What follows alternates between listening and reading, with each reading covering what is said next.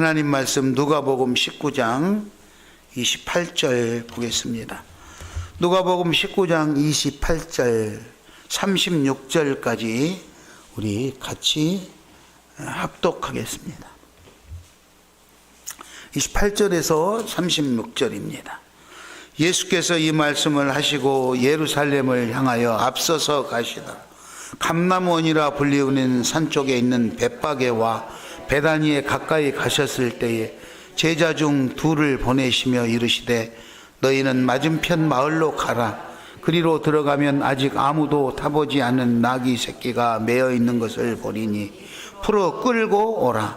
만일 누가 너희에게 어찌하여 푸느냐 묻거든 말하기를 주가 쓰시겠다 하라 하시매 보내심을 받은 자들이 가서 그 말씀하신 대로 만난지라. 나귀 새끼를 풀 때에 그 임자들이 이르되 어찌하여 나귀 새끼를 푸느냐 대답하되 주께서 쓰시겠다 하고 그것들을 예수께로 끌고 와서 자기들의 겉옷을 나귀 새끼 위에 걸쳐놓고 예수를 태우니 가실 때에 그들이 자기의 겉옷을 길에 펴더라. 아멘. 우리 옆 사람하고 한번 인사하겠습니다. 옆 사람 보세요. 옆 사람 없으면 앞뒤 사람을 보고 하겠습니다. 우리는 천국 백성입니다. 과거 미래에 우리가 이 세상을 떠난 다음에 천국에 입성하는 천국 백성 그것만 바라보는 게 아니고 우리가 이 땅에 사는 것도 천국 같은 삶이 되시기를 축원합니다. 그리고 신앙생활을 하는 동안 우리가 대화를 하면 과거,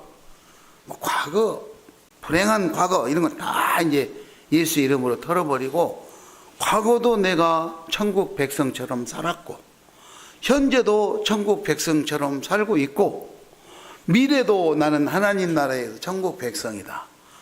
이렇게 통일되는 천국 백성 되시기 바랍니다.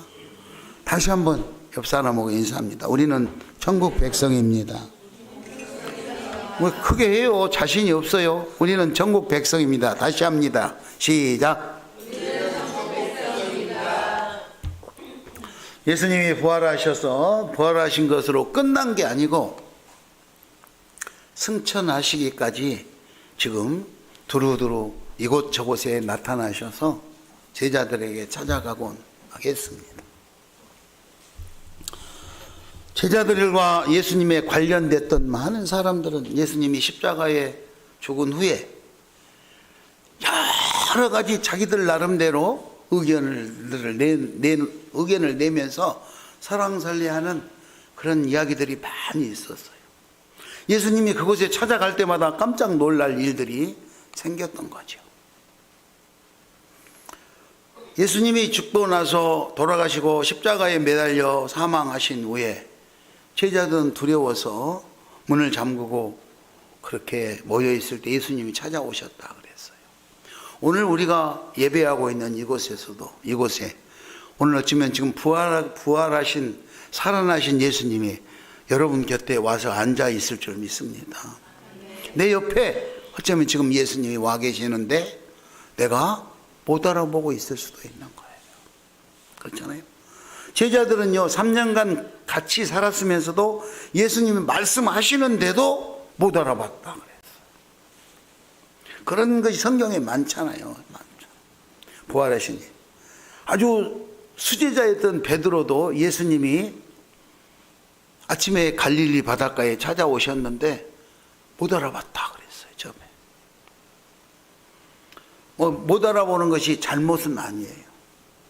그러나 예수님과 대화를 하고 내 손을 보고 내 옆구리를 만져보고 내가 예수인 줄 알라 했을 때 맞네요 예수님. 제가 하도 무서워서요. 하도 세상이 험악해서요. 내가 경계하느라고 몰랐어요. 정말 예수님 맞습니다. 그리고 예수님을 부활하신 예수님을 만나고 인정한 많은 제자들은 그 이후의 삶이 변화됐어요. 달라졌다는 거예요. 부활하신 예수님을 만나고 나서도 옛날처럼 그렇게 살지 않았어요. 그래서 우리는 부활하신 예수님이 십자가에 돌아가시기 전에 하셨던 고난주간에 예수님이 하셨던 행적, 그것들을 살펴보고 있는 중입니다. 우리 모여서 그 이야기 하는 거예요. 참 예수님이 나한테 잘해 주셨는데. 우리 그렇잖아요. 사람들 모여서 떠나기 전에 그런 이야기 해요. 그분이 안 계시면 그분의 이야기를 해요. 아이고, 그 장로님이 나한테 참 잘해 주셨는데. 응? 내가 시온교회 갈 때야, 교회 아침에 교회 가면은 김기석 장로님이 매번 그걸 뭐라고 그래요? 까베기를 사가지고 다 돌려. 장로님 안 계시면 까베기 사주는 사람이 없네? 까베기 따뜻해가지고 너무너무 아침에 바로 구운 거라고 사오셔가지고, 까베기를 매번 먹었는데. 이건 우리 이런 일상 이야기를 한다, 이 말이에요. 일상 이야기. 그렇잖아요? 우리 윤정선 집사님이 말이야, 우리 수요일 날 고기 곧 먹으라고 얼마를 후원해 주셔가지고 막. 우리는 교회 다닐 때 치킨 먹고 싶으면 교촌 치킨 가면은 막 줘가지고 많이 먹었는데, 이런 이야기 한다 이 말이죠. 그게 삶의 이야기예요. 일상 이야기. 그렇잖아요? 일상 이야기. 우리 김수진 권사님이 부활절만 되면 계란을 삶아가지고 막 떡도에다 줘가지고 막 이랬는데, 그런 이야기 하는 거예요. 그렇잖아요? 우리가 성남에 있을 때보다 무갑으로 이사를 왔더니, 제가 지금 그렇게 자랑하고 다녀요. 우리는 주일마다 잔치를 벌여가지고, 우리는 매 주일마다 불판이 가동된다. 제가 불판이 맛있는 것을 해먹는다. 그러니까 사람들이 다 그러더라고요. 우리도 주일날이면 시온교회로 가야 되겠네, 막 그러는 거예요, 사람들. 이런 일상적인 이야기. 예수님도 그때 제자들이나 주변에 많은 사람들이 예수님이 십자가에 매달리고 막 부활하셨다는 소식을 듣고 혼란스러울 때 자기들이 예수님과 관계되어 경험했던 이런 추억들을 많이 이야기했을 거라 이야기했어요. 우리도 오늘 그 이야기를 돌아보는 거예요. 지난 시간에는 포도원 이야기를 말씀하셨던 것을 돌아봤는데, 오늘은 예수님께서 예루살렘 성에 입성하실 때 어떻게 입성하셨으며 어떤 교훈을 우리에게 주려고 그렇게 하셨을까? 이거를 한번 돌아보려고 합니다. 여러분, 한 가지 여러분들에게 질문을 하겠습니다. 여러분들에게 지금 무엇인가를 축복을 준다면, 두 가지 중에 한 가지를 선택해야 된다면, 여러분 많은 것을 가지시겠습니까? 아니면 한 가지를 가져도 좋은 것을 가지시겠습니까? 하나를 가져도 좋은 것을 가지겠습니까? 아니면 좋은 것이건 나쁜 것이건 그냥 나는 많이만 있었으면 좋겠다. 사람마다 생각은 다를 수 있겠죠. 그렇잖아요? 사람마다 생각은 다르죠. 오늘 본문 말씀에서 누가복음 19장 말씀은 천국에 대한 비유를 예수님께서 늘 말씀하셨어요. 그리고 19장 내용에 보면은 1절에서 10절까지 그 유명한 삭개오의 사건이다. 삭개오가 예수님은 뭐라고 말 안 했는데도 예수님 그런 눈으로 보지 마세요. 내가 알아서 4배나 갚을게요. 그러면서 알아서 회개 운동이 일어났던 거죠. 그리고 고난 중에서도 예수님은 당신이 이제 고난의 길, 죽음의 길을 가야 될 것을 앞에 눈앞에 놓고 있으면서도 사람들에게 은총을 베푸셨다는 거예요.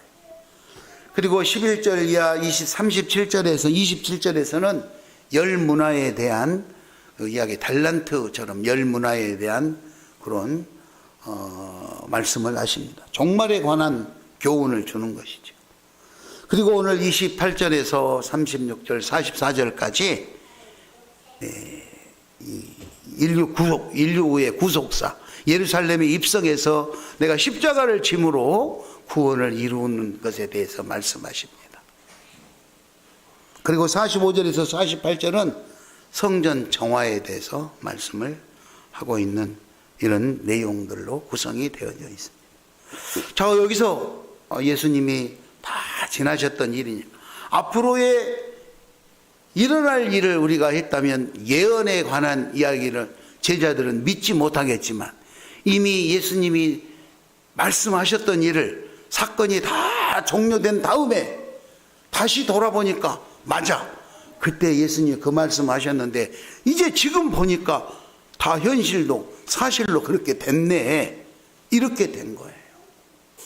과거에 예수님이 예루살렘에 입성하기 전에는 예언적 발언이었어요. 그런데 지금 부활하신 예수님을 생각하면서 할 때는 이미 다 이루어졌던 과거를 돌아보고 있는 거예요. 어떻게 보면 똑같은 본문이지만 어느 시점에서 보느냐에 따라서 미래를 이야기하는 거냐, 지금 현재 과거를 이야기하는 거냐가 달라지는 것이죠. 오늘 본문 말씀에서 보면 제목을 제가 주가 쓰시겠다 하라 이렇게 뽑았어요. 한번 따라하겠습니다. 주가 쓰시겠다 하라. 네. 내용인즉슨 예루살렘 성으로 입성할 때 많은 사람들은 꿈에 부풀어 있었어요. 이제 우리가 권세를 잡고 우리가 통치하는 나라가 오겠다 막 부풀어 있었는데 예수님은 이미 말했잖아요. 내가 예루살렘에 들어가면 고난을 받고 조롱을 당하고 채찍을 맞고 십자가에 매달리고 죽고 살아날 것이다. 이런 내용을 알고 있는 예수님에게는 영광의 길이 아니에요. 고난의 길인 것이에요. 그걸 알면서도 오늘 28절에 예수님께서는 앞장서서 나가셨다 그랬어요. 28절에 보니까 예수께서 이 말씀을 하시고 삭개오의 이야기를 말씀을 하신 다음에 예루살렘을 향하여 앞서서 가셨다 그랬어요. 앞서서 이미 고난과 죽음을 예측하고 있으면서도 두려워하지 아니하고 그 일을 앞장서서 가셨다는 거예요.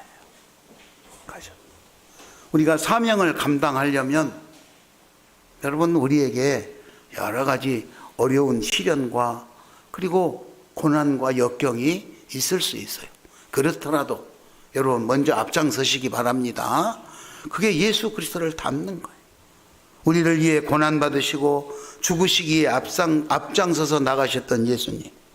우리는 예수님을 위해 일하는데 먼저 앞장서시기 바랍니다. 사랑하는데 앞장서시기 바랍니다.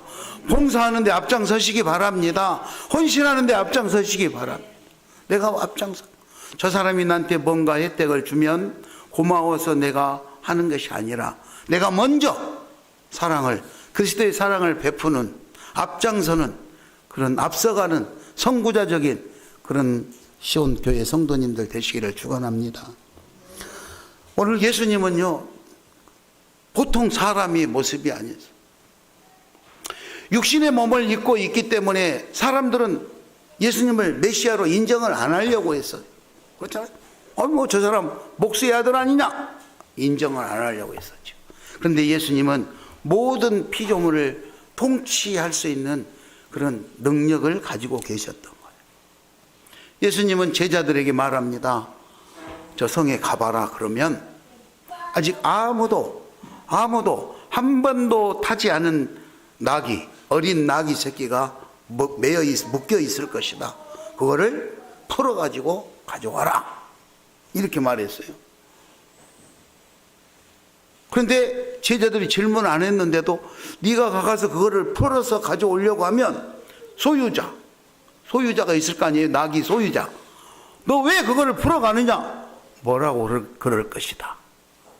그러면 주가 쓰시겠다 하라. 아니 계산을 해 남의 물건을 그걸 가져가는데 예수님 쓰시겠다고 그러면 그 사람이 그럼 가져가십시오 이러겠냐고요. 예수님은 그렇게 말씀하셨어요. 제자들은 갔어요. 실제로 오늘 말씀에 보면은 그죠? 30절 이르시되 너희는 맞은편 마을로 가라. 그리로 들어가면 아직 아무도 타보지 않은 나귀 새끼가 매어 있을 것을 보리니 풀어 끌고 오라. 31절에 만일 누가 너희에게 어찌하여 푸느냐 묻거든 말하기를 주가 쓰시겠다 하라. 주가 쓰시겠다. 그랬더니 소유자가 실제로 그런 일이 일어났고 나귀 소유자가 그 말에 주가 쓰시겠다는 말에 권리를 주장하지 않고 그렇게 하십시오. 이렇게 됐던 사건이에요. 어떻게 예수님은 그 안에서 나귀가 묶여 있을 것을 미리 아시고 나귀를 풀어오면 소유주가, 임자가, 본문에는 임자라고 나왔어요. 임자가 그것을 문제를 삼을 것 알고 거기에 이렇게 답변하면 허락해서 가져올 수 있을 거라고 다 예측해서 말씀하셨는데 그대로 이루어진 것. 여러분, 말씀의 약속을 믿으시기 바랍니다. 우리의 삶의 여정에서 오늘도 예수님이 우리에게 하신 말씀을 우리의 생각으로는 이해가 안 되고 믿어지지 않을 것 같지만 그것이 예수님의 말씀이라면, 하나님의 약속이라면 믿고 따르시기를 축원합니다. 아마 어떤 사람들은 예수님 내가 가가지고 그거 풀어가지고 오면 사람들이 저를 돈몸 취급하고 고발하고 난리 날 거예요. 얼마를 줘야지 어떻게 남의 걸 그냥 가져와요? 이러면서 자기 의견을 충분히 이야기하고 예수님하고 아마 뭐 협상이 하던가 해야 될 거 아니겠습니까? 말이 안 되잖아요, 상식적으로. 우리 이해로, 사람의 생각. 그런데 예수님은 이미 그걸 다 해서 실제로 그렇게 했더니 실제로 이루어졌다는 사실. 오늘 성경에서 우리가 이해하지 못하는 수많은 말씀들이 있을 수 있습니다. 그러나 그것이 하나님이 우리에게 허락하신 말씀이라면 그 말씀의 약속을 믿고 따라갈 수 있기를 바랍니다. 마지막으로 세 번째는 말씀의 약속, 나귀를 끌고 오라고 해서 가는 사람들, 파송자들이죠. 수행원들이죠. 오늘 32절에서는 보내심을 받은 자들이다 이렇게 표현했어요. 이 사람들은요, 예수님을 믿는 확신이 있었기 때문에 더 이상 따지지도 묻지도 않고 예수님 알겠습니다. 그리고 갔어요. 임무를 수행하러 갔어요. 수행하는 사람들이 확신이 없었더라면 아마 안 했을 거예요. 그러나 예수님이 말씀하신 것에 대해서 확신이 있었기 때문에 알겠습니다. 그리고 순종하고 갔다. 31절에 정말로 가서 나귀가 있는 것을 발견하고 나귀를 풀었더니 주인이 와가지고 31절에 누가 어찌하여 푸느냐 묻잖아요. 그래서 예수님이 가르친 대로 주가 쓰시겠다고 하십니다. 그러세요? 가지고 가세요. 이해된 거 아닙니까? 예수님이 필요하신다면 찾는 것을 반드시 가져올 수 있는 그런 확신을 가지시기 바랍니다. 예수님이 말씀하시면 그 사명을 반드시 이루어낼 수 있는 그런 확신을 가지시기 바랍니다. 우리는 우리가 무엇을 가지고 있든지 예수님이 쓰시겠다고 하면 내놓을 수 있는 용기도 있어야 되고 예수님을 섬길 수 있는 용기도 있어야 되고 예수님 말씀대로 그렇게 행동할 수 있는 그런 용기를 가지시기 바랍니다. 사람들은 나귀를 가져왔을 뿐만 아니라 나귀를 가져온 뒤에 나귀에다가 자기 겉옷을 벗어서 올리고 예수님을 앉히고 입성을 했더니 가는 길에 사람들이 자기 옷을 벗어서 길에 깔았다 그랬어요. 자기 옷을 벗어서 그렇게 예우를 한 것은 왕에게 대한 존경과 왕의 입성을 환영한다는 마음의 표시인 거예요. 마음의 표시. 자기 겉옷을 길에 펴고 자기 겉옷을 나귀에게 올려서 안장으로 삼고 이런 것들은 존경심과 그리고 환영에 대한 자기들의 마음의 표시인 거예요. 여러분, 우리는 예수 그리스도를 향한 존경과 그리고 감사와 환영의 표시를 어떻게 하시겠습니까? 우리가 살아가는 동안 예수 그리스도를 잘 섬기고 모시고 그리고 말씀대로 따르겠다는 존경의 표시, 환영의 표시를 여러분들은 각자 어떻게 하고 계시냐는 거예요. 오늘 여기서 세 가지로 정리를 다시 해봅니다. 아무도 타지 않는 어린 나귀는 성결과 정결, 흠이 없는 순결함입니다. 여러분, 우리가 예수 그리스도 앞에서 성결한 신앙인으로 살아갈 수 있도록 노력할 수 있기를 바랍니다. 두 번째, 아무 조건 없이 나귀를 풀어갈 수 있도록 나귀 소유자들은 그렇게 허락했습니다.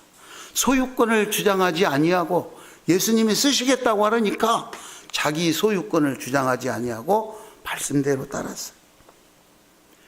모두가 나의 나된 것은 하나님의 은혜라고, 내 것이 아니고 모두가, 내 생명까지도 하나님 것이라고 하나님 앞에 드리는 그런 소유권을 드리는 그런 헌신적인 믿음의 사람들이 되시기를 바랍니다. 잘 아시는 것처럼 아브라함은 100살에 아들을 얻었잖아요. 평생에 자녀가 없어서 내 후사를 누구에게 맡겨야 될까, 그렇게 여러 가지 것들이 있었는데 어느 날 하나님께서 네 아내를 통해서 너에게 아들을 주리라. 아이고, 하나님, 내 나이가 몇 살인데, 내 아내가 몇 살인데, 에이, 그거는 말이 안 되지요, 이렇게 생각을 했잖아요. 상식적으로 이해가 안 됐다 이 말이죠. 그런데 자기 나름대로 해석했습니다. 자기 나름대로 하나님께서 우리 나한테 아들을 준다고 그랬는데 그러면은 아내도 그러니까, 그래서 다른 방법, 인위적인 방법을 통해서 이스마엘이라는 아들을 생산했잖아요. 그런데 하나님은 그걸 인정하지 않으셨어요.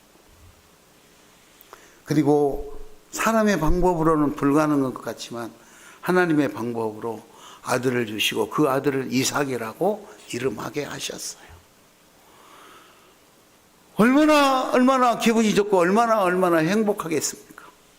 그래서 날마다 너무너무 행복해서 좋아했어요. 하나님께서 어느 날 보시고, 야, 저 친구가 나보다도 저 아들을 더 사랑하는 것 같네? 그리고 어느 날 네 아들을 나한테 제물로 바쳐라 그러잖아요. 여러분, 그거 쉽겠습니까?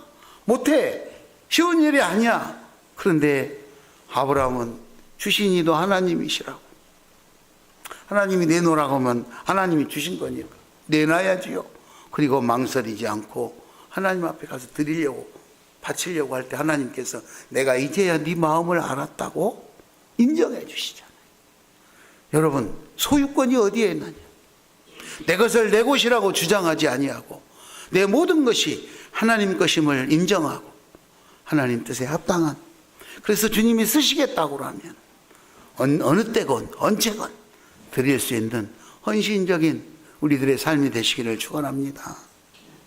마지막으로 마음대로 말씀대로 행동하는 그런 맡은 사람들, 보내심을 받은 사람.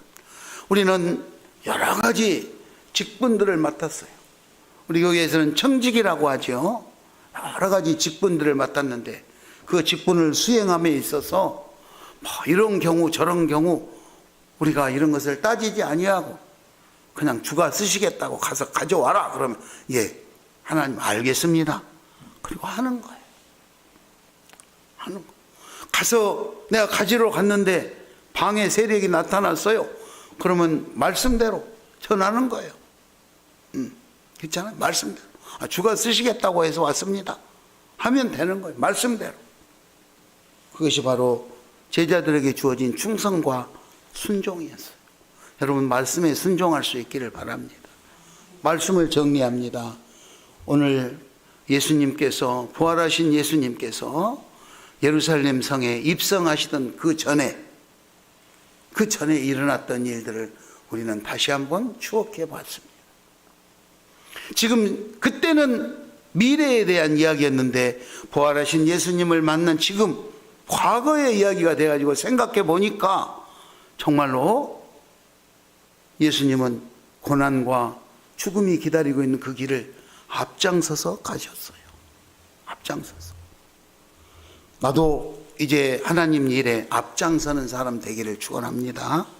그리고 예수님은 초자연적인 능력으로, 미래를 예측하는 능력으로 나귀의 일뿐만 아니라 나귀의 소유주까지가 어떻게 될 것까지를 다 예측해서 제자들에게 말씀하셨어요. 그 약속의 말씀대로 이루어졌어요. 그거를 임무를 수행했던 보냄을 받은 자, 일꾼들, 직분자들, 말씀의 약속을 믿고 실천했더니 그게 다 이루어져서 지금 보니까 과거의 일이 됐는데 지금 보니까 말씀대로 이루어졌다. 사랑하는 우리 시온가족 여러분들, 오늘 우리가 살아가는 삶의 여정이 하나님의 약속의 말씀대로 잘 실행이 되어져서 우리가 과거를 고백할 때도 나는 천국 백성 같은 내 삶이었다고 고백할 수 있기를 바랍니다. 오늘을 살아가는 내 삶이 천국 백성같이 행복하다고 고백할 수 있기를 바랍니다. 내일 도래할 내 미래의 삶도 나는 천국 백성으로서 하나님의 자녀로서 보장된 삶을 살고 있노라고, 과거와 현재와 미래에 대해서 천국 백성을 확신하는 저와 여러분이 될 수 있기를 예수의 이름으로 축원합니다.